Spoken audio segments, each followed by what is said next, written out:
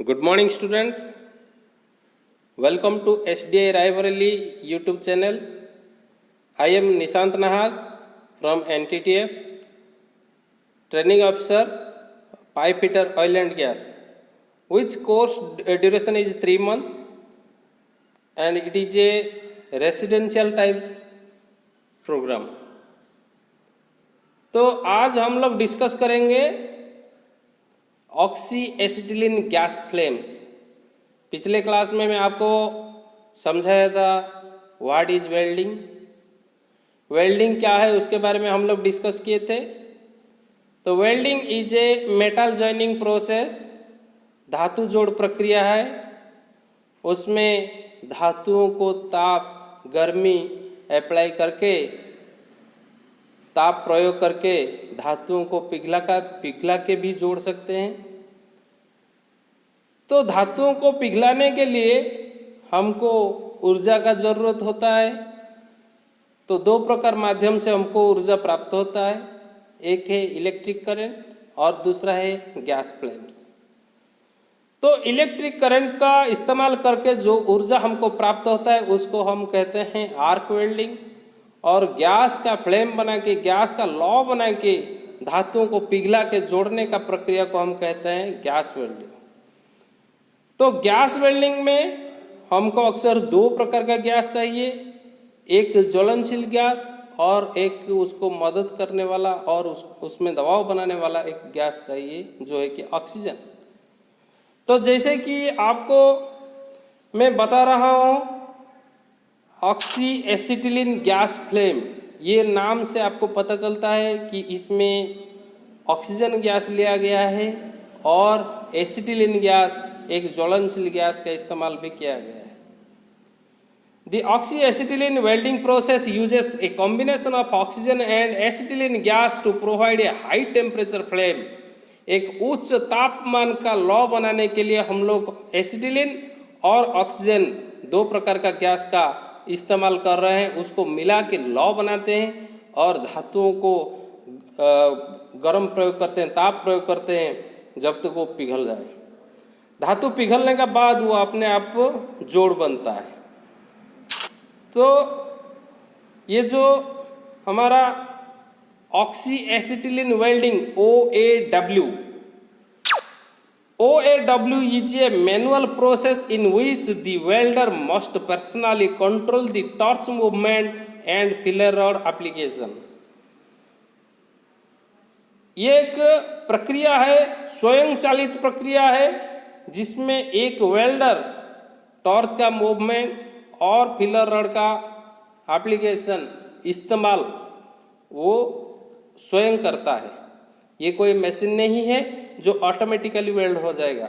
इसमें वेल्डर अपना welding blow pipe को, वेल्डिंग टॉर्च को मूवमेंट अपना हिसाब से करेगा और फिलर रॉड जितना चाहिए, जहाँ चाहिए वहाँ वो इस्तेमाल कर सकता है। The term oxyfuel gas welding to all the equipment needed to weld. Oxyfuel gas welding में हमको सारे टूल्स इक्विपमेंट का ज़रूरत होता है वेल्डिंग करने के लिए। उसमें सिलेंडर्स आता है, सिलेंडर गैस सिलेंडर्स जो oxygen and acetylene gas at extremely high pressure में, उच्च दबाव में ऑक्सीजन और एसिटिलीन गैस में भरा हुआ हो, वैसा हमको दो सिलेंडर चाहिए। यहाँ पे आपको दिखाई दे रहा है कि ऑक्सी एसिटिलीन वेल्डिंग स्टेशन का ये टोटल कंप्लीट फिगर आपके सामने जो है, ये एक ऑक्सी एसिटिलीन प्लांट का, इसमें सारे स्पेसिफिकेशन दिया गया है। जैसे ऑक्सीजन सिलेंडर हो गया, एसिटिलीन सिलेंडर हो गया, ऑक्सीजन होस पाइप हो गया, एसिटिलीन होस पाइप हो गया, oxygen regulator, acetylene regulator, fire arresters और फ्लैश बैक अरेस्टर्स और welding blow pipe, welding torch. तो स्टूडेंट्स, सबसे पहले आपको ये याद रखना है कि कलर कोडिंग, ऑक्सीजन का कलर कोडिंग हमेशा ब्लू और ब्लैक में होता है और एसिटिलीन का कलर कोडिंग हमेशा मैरून में होता है। तो ऑक्सीजन का जितना भी कनेक्शन है, जितना भी उसका सिलेंडर से लेके होस पाइप तक, सारे चीज़ में आपको ब्लू या ब्लैक कलर में अवेलेबल मिलेगा और ये एसिटिलीन जो है ये मैरून कलर में अवेलेबल मिलेगा। तो जैसे आपको फिगर में दिखा रहे हैं कि यहाँ पे torch, welding torch base metal तक गया है। बेस मेटल में आपको वेल्डिंग करना है, जो मेटल को आपको वेल्डिंग करना है वही है आपका बेस मेटल और otherwise said to be parent metal. तो ये जो जोड़ बना है उसमें हमको दोनों धातुओं को पिघला के जोड़ना है। उसमें हमको एक तीसरा भरने वाली धातु, थर्ड फिलर मेटल, उसमें यूज करना है। उसको हम लोग वेल्डिंग रॉड भी बोल सकते हैं। तो ये वेल्डिंग रॉड जो है आपका CCMS आता है, मतलब कॉपर कोटेड माइल्ड स्टील आता है। क्योंकि अगर हमको माइल्ड स्टील वेल्ड करना है तो हमको माइल्ड स्टील का ही इलेक्ट्रोड चूज करना है, वेल्डिंग रॉड चूज करना है। तो वो लंबी समय तक हमारा इस्तेमाल आएगा करके हम उसमें कॉपर कोटिंग किए हुए हैं। उसका नीचे एक और फिगर दिया गया है जो कि टोटली आपका welding section, welding torch, tip of welding torch से लेके वेल्ड जोड़, वेल्ड जॉइंट तक आपको शो कर रहा है। तो उसमें torch tip, oxygen fuel gas mixture, completed weld, जो पीछे वेल्ड हो गया है वो completely weld, base metal, weld pool जहाँ पे आपका फिलर रॉड पिघलता है और पेरेंट मेटल पिघलता है, वही है वेल्ड पूल और वेल्डिंग रॉड, और ये बेस मेटल। वैसे आपको सारे डिटेल्स स्पेसिफिकेशन दिया गया है। तो अभी हम नेक्स्ट स्लाइड में चलते हैं। Flame setting. तो हमको वेल्डिंग करने से पहले धातु का हिसाब से हमको फ्लेम को सेट करना है, लॉ को सेट करना है। तो flame, there are 3 distinct type of oxyacetylene flames, usually termed normal, carburising और ऑक्सीडाइजिंग। 3 प्रकार का गैस फ्लेम होता है। पहला जो है न्यूट्रल फ्लेम है, दूसरा कार्बोराइजिंग फ्लेम है और एक्सिस एसिटिलीन, और तीसरा ऑक्सीडाइजिंग और एक्सेस ऑक्सीजन। जिसमें जो फ्लेम में एसिटिलीन और ऑक्सीजन गैस का मात्रा बराबर रहता है उसको कहते हैं न्यूट्रल फ्लेम। जो फ्लेम में ऑक्सीजन से एसिटिलीन का मात्रा ज़्यादा रहता है उसको कहते हैं कार्बोराइजिंग फ्लेम, और जो फ्लेम में एसिटिलीन से ऑक्सीजन का मात्रा ज़्यादा रहता है उसको कहते हैं ऑक्सीडाइजिंग फ्लेम।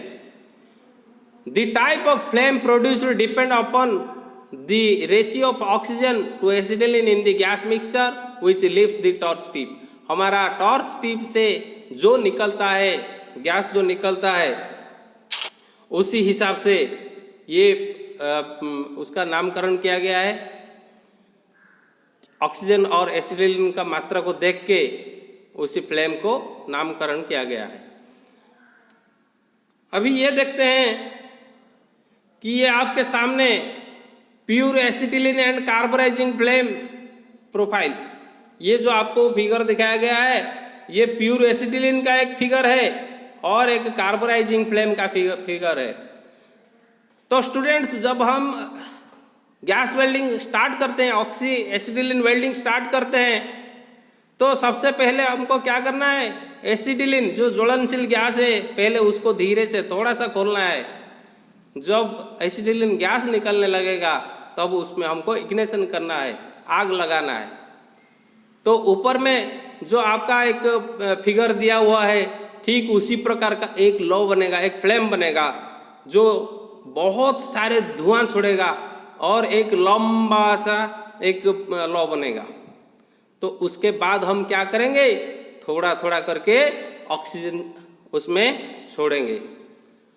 ऑक्सीजन जब कम रहता है, थोड़ा सा हम ऑक्सीजन का वाल्व खोले हैं तो नीचे जो फिगर दिया गया है उसी प्रकार का एक फ्लेम बनेगा, लौ बनेगा, उसको बोलते हैं कार्बोराइजिंग फ्लेम। क्योंकि उसमें ऑक्सीजन से एसिटिलीन का मात्रा ज़्यादा रहता है।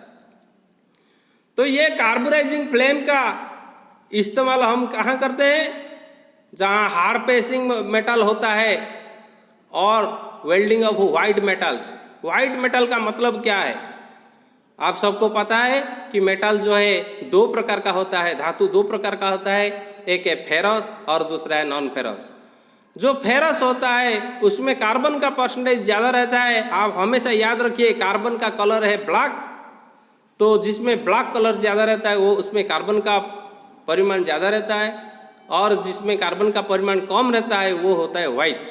तो नॉन फेरस मेटल और जो लो कार्बन स्टील है उसमें ये कार्बोराइजिंग फ्लेम का इस्तेमाल हो सकता है। नेक्स्ट हम देखेंगे न्यूट्रल और oxidising flame profiles. Neutral flame क्या है और ऑक्सीडाइजिंग फ्लेम क्या है? जैसे मैं आपको पहले बताया हूँ कि फ्लेम तीन प्रकार का है, कार्बोराइजिंग, न्यूट्रल और ऑक्सीडाइज।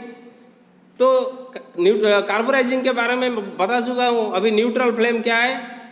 जो फ्लेम में एसिटिलीन और ऑक्सीजन का मात्रा बराबर हो उसको बोलते हैं न्यूट्रल फ्लेम। उसका टेम्परेचर 5589 डिग्री फ़ारेनहाइट मैक्सिमम होता है, और हम सेल्सियस में उसमें कन्वर्ट करेंगे तो 3087 डिग्री सेल्सियस होता है। तो ये steel and cast iron, steel और कास्ट आयरन को वेल्ड करने के लिए इस्तेमाल होता है। Third flame is oxidising flame. Oxidising मतलब इसका नाम से हमको पता चलता है कि इसमें एसिटिलीन से ज़्यादा ऑक्सीजन का मात्रा ज़्यादा है। तो acetylene and excess oxygen, acetylene के साथ साथ ऑक्सीजन का मात्रा ज़्यादा है। For braze welding with bronze rod, bronze rod का इस्तेमाल करके हम ब्रेजिंग करते हैं, तो उसमें ऑक्सीडाइजिंग फ्लेम का इस्तेमाल होता है। फ्लेम का परिभाषा क्या है? What is the definition of flame? The neutral flame is produced when the ratio of oxygen to acetylene in the mixture leaving the torch is almost exactly 1:1. It is termed neutral because it will usually have no chemical effect on the metal being welded. It will not oxidize the weld metal. It will not cause the increase in the carbon content of the weld metal. Neutral flame इसका परिभाषा है, इसमें oxygen और acetylene का जो मात्रा है वो बराबर रहता है। जब ये गैस मिक्सर से, गैस टॉर्च का टिप से निकलता है तब बराबर रहता है, 1:1 इसका प्रोपोर्शन रहता है, इसलिए इसका नाम न्यूट्रल दिया गया है। तो ये न्यूट्रल फ्लेम में अगर हम वेल्डिंग करते हैं तो मेटल में कोई असर नहीं पड़ता है, ना ऑक्सीडाइज होने का चांसेस है ना कार्बन बढ़ने का चांसेस है। नेक्स्ट है carburising flame. The excess acetylene flame, as its name implies, the created when the proportion of acetylene in the mixture is higher than that required to produce the neutral flame used on steel. It will cause an increase in the carbon content of the weld metal. ये carburising flame में क्या होता है? ये जो oxygen और acetylene का जो मिश्रण है उसमें ऑक्सीजन से ज़्यादा एसिटिलीन गैस का मात्रा ज़्यादा रहता है, तो उसमें धातु का कार्बन का परिमाण वो बढ़ाता है। तो ये जो नॉन फेरस और लो कार्बन स्टील, इसमें कार्बन का परिमाण नहीं रहता है उतना ज़्यादा, इसलिए ये नॉन फेरस में और वाइट मेटल में वेल्ड करने के लिए आसान होता है। The oxidising flame results from burning a mixture which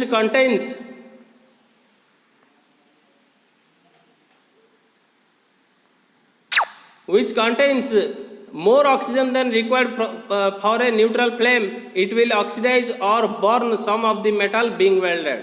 ये जो ऑक्सीडाइजिंग फ्लेम, उसका नाम से हमको पता चलता है कि ये ऑक्सीजन उसमें मात्रा ज़्यादा है, एसिटिलीन से ऑक्सीजन का मात्रा ज़्यादा है।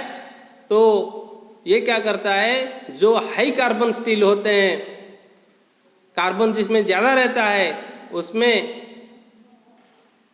ऑक्सीडाइजिंग फ्लेम का इस्तेमाल करना पड़ता है वेल्ड करने के लिए। Thank you. ये हो गया आपका गैस फ्लेम के बारे में आज का टॉपिक।